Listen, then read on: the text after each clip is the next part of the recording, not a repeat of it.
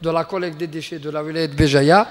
Et j'aimerais bien qu'un jour, on vous invite à le présenter ici à l'université pour les opérateurs économiques, pour les investisseurs et surtout pour les jeunes étudiants pour voir l'opportunité de créer des entreprises ou bien de s'adapter à ce schéma. Et je vous remercie. Inch'Allah, ça va être un grand plaisir pour nous. Merci beaucoup. Donc, monsieur Mansouri, il veut poser une question. Monsieur Mansouri.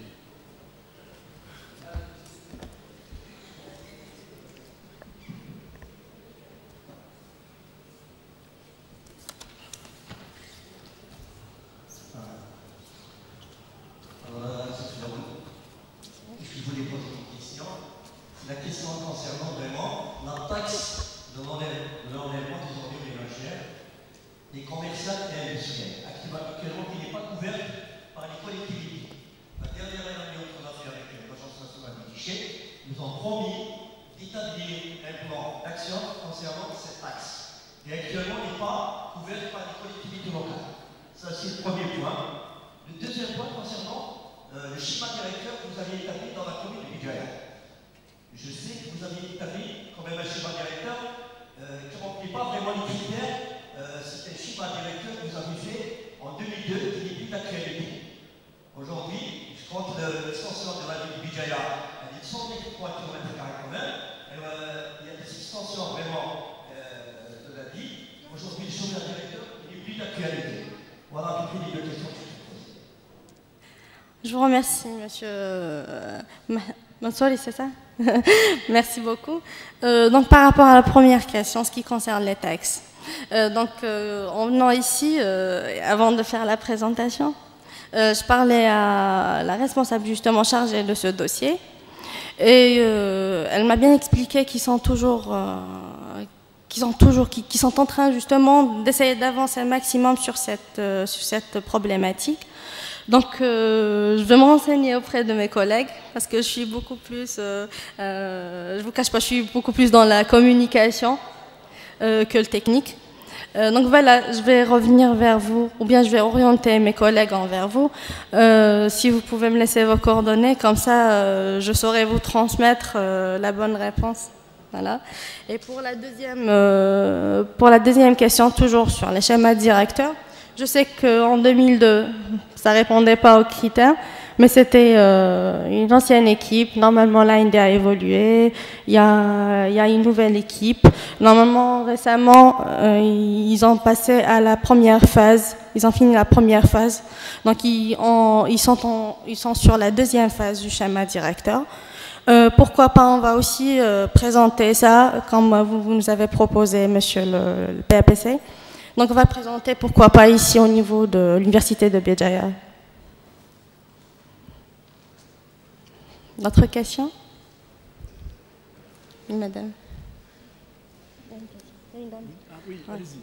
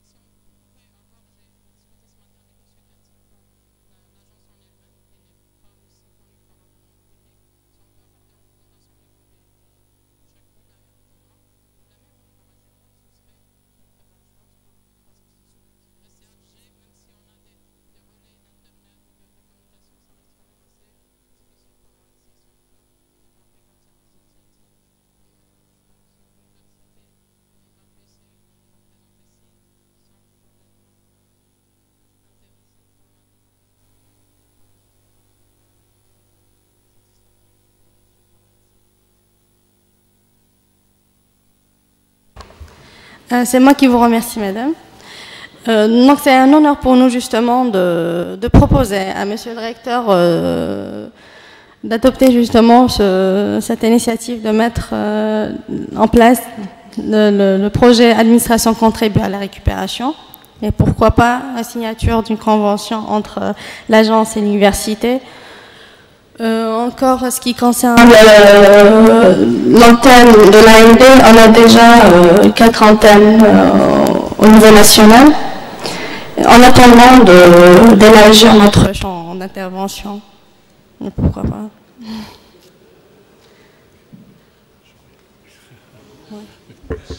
Si vous permettez. Donc, Monsieur Madani, une seconde. Juste pour vous dire que ça va être la dernière question parce que Madame doit prendre un vol juste après. Donc, merci beaucoup. Merhaba.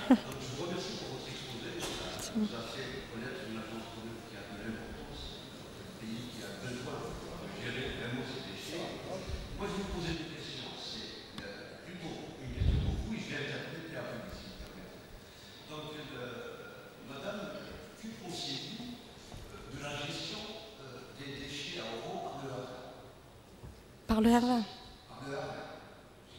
sommes en train d'adopter des modes de gestion. Qu'est-ce que vous pensez de l'expérience du jardin au niveau de l'Europe? Après, M. Perru, je vous interpelle, et il y a vous, je interpelle tous les C-2 PRPC de déjà. Il se trouve que chaque PRPC a un circuit d'hygiène. Si on prend de chaque circuit d'hygiène un ingénieur ou un éleveur ou un technicien, vous pouvez financer une formation licence professionnelle de cette université pour faire de la radiologie. La radiologie, évidemment, l'étude du déchet. Ça permettra de faire une cartographie circonscrite des 52 communes avec une connaissance locale. Parce que les schémas de gestion qui nous viennent par le AMD, ce sont des schémas de gestion d'experts. Les experts ne viennent que pour faire l'expertise. Si vous financez les gens du terrain, c'est-à-dire les gens qui sont à l'intérieur des APC, pour une formation, vous aurez une connaissance beaucoup plus précise. Voilà donc la question pour le PRPI et pour le RVA. Merci beaucoup. C'est moi qui vous remercie. Oui. D'accord. Donc, entre-temps, pour vous répondre en attendant la dernière question. Donc, voilà, pour parler du R20, donc, je ne vous cache pas, le siège du R20, il est juste à côté du siège de l'Agence nationale des déchets, l'antenne à Oran. Donc, on a toujours échangé nos expériences, on a beaucoup appris, ils ont appris de nous aussi. On a fait pas mal de journées d'études ensemble, on a fait beaucoup de travaux ensemble. Donc voilà, on est pour l'échange de compétences et d'expériences. Madame la vice-présidente. Bonjour tout le monde, donc honneur à l'assistance. Tout d'abord, je tiens à remercier l'Université de Béjaïa pour cette louable initiative qui est la gestion et la valorisation des déchets. Donc ma question, avant de poser ma question, je dirais à la représentante de l'Agence nationale des déchets que c'est bien beau de venir ici nous présenter. Je ne remets pas en cause votre présentation, qu'on soit bien clair, mais c'est bien et beau de venir ici nous faire toute cette présentation, les décrets, les lois et tout ce qui s'ensuit, mais malheureusement, dehors, c'est pas ce qu'on voit, c'est pas la réalité. De un, votre agence, elle n'est pas connue par le citoyen, le numéro vert, il n'est pas aussi connu par le citoyen, et moi, ma question, c'est concernant le plastique. Les sacs en plastique, les bouteilles et tout ce qui s'ensuit. Moi, je pense que tant que l'État encourage ou Mazel, elle encourage les producteurs à produire, à recycler du plastique. Donc, on ne va pas en finir avec cette histoire. Donc, c'est quoi, je vous pose la question, c'est quoi le devenir du plastique en Algérie? Aussi, par connaissance de cause, nous, on a reçu un investisseur au niveau de l'API de Béjaïa qui faisait dans le recyclage. Et par lenteur et bureaucratie de l'administration, il s'est enfui, il a quitté la wilaya de Béjaïa pour aller investir ailleurs. Donc je pense que c'est une chaîne Donc, quand il faut libérer plus donner plus de chance aux investisseurs d'investir dans ce domaine, et aussi il faudrait mener une politique pour éradiquer le recyclage du plastique. Et je vous remercie. C'est moi qui vous remercie, madame. Donc, parlons de l'Agence nationale des déchets. Donc, comme je vous ai dit, quand on était sur la communication classique, on a passé par digital. Donc, on essaie de nous faire connaître à travers les réseaux sociaux. Donc, on essaie à chaque fois de changer de méthode selon les résultats. Donc, on est présent dans les salons, on est présent dans les événements les plus importants de l'Algérie. Je ne vous cache pas, à chaque fois que nous sollicitons, on est là, même au moindre geste. On fera notre mieux pour nous faire connaître. Ce qui concerne le plastique, dans le plastique, on essaie justement de lancer des campagnes de sensibilisation à travers les 48 wilayas. Et cela, par exemple, une expo photo accompagnée d'une présentation sur le danger de l'utilisation et l'abondance du plastique dans l'environnement. Et puis, ce qui concerne l'accompagnement des entreprises, on était toujours là et on sera toujours là pour les accompagner, mais du côté technique, c'est un appui technique.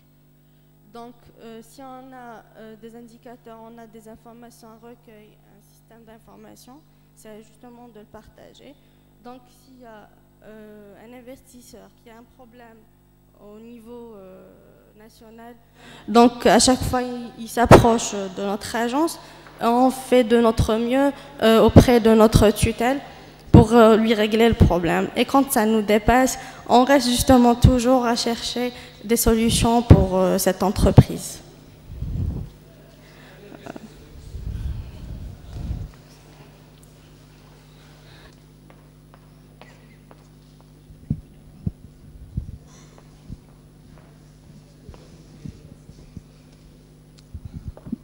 Bonsoir pour tout le monde. Je remercie les organisateurs de cette journée. J'ai une petite question. Pourquoi il y a un retard dans l'industrie de recyclage? Parce que la seule solution pour éliminer les déchets en Algérie, c'est le recyclage. Pourquoi nous sommes à 5% de recyclage? La deuxième question, pourquoi nous sommes toujours dans la culture de tri en Algérie, tri à partir des ménages, toujours en retard? Pourquoi? Merci. C'est moi qui vous remercie. C'est vrai qu'on est en retard, mais ça n'empêche pas de dire qu'il y a beaucoup de choses qui ont été faites depuis la création de l'AND. C'est vrai que ça avance, mais à notre rythme. Même l'Allemagne, la plus grande puissance dans la gestion des déchets, elle a pris des années, plus de 40 ans pour arriver là où elle est maintenant. Donc il y a beaucoup de choses qui se font et on essaye justement de rattraper ce retard en changeant à chaque fois notre stratégie, en espérant trouver la bonne. Et ce qui concerne, pardon, je m'excuse, j'ai oublié la deuxième question. Ah oui, par rapport au tri auprès des ménages. Donc je ne vous cache pas, quand on est arrivé à faire des porte-à-porte, donc il y a des ménagères qui adhèrent au principe. Je ne vous cache pas, on est tous algériens, on a tous un voisin. Donc il y a ceux qui sont pour et ceux qui sont contre. On essaie toujours justement de trouver des solutions pour les convaincre. Au moins, si on met en place ce projet, si il est respecté au moins à 50%, c'est déjà ça. Et pour les industriels, comme je vous ai dit, si ça ne marche pas, d'une façon ou d'une autre, ça marche très très bien pour certains. Donc je ne sais pas si c'est une question de compétence ou bien s'il y a des obstacles et il faut combattre. Donc pour vous dire qu'à chaque fois qu'ils s'approchent de l'agence, donc on est là pour les aider du côté technique. Voilà.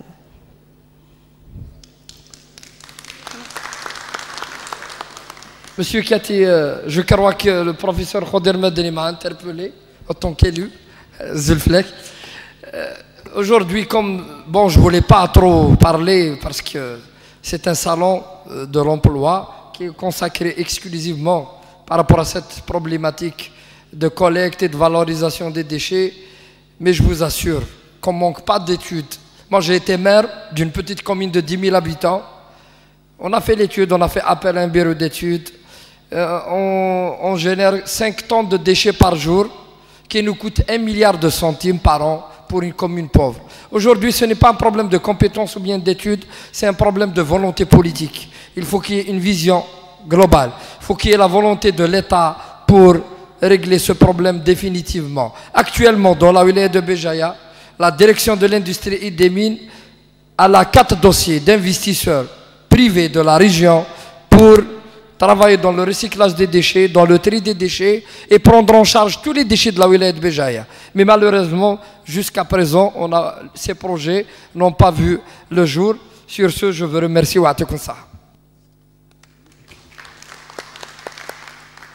Un grand merci surtout à Madame Mahrouchi pour l'excellente présentation.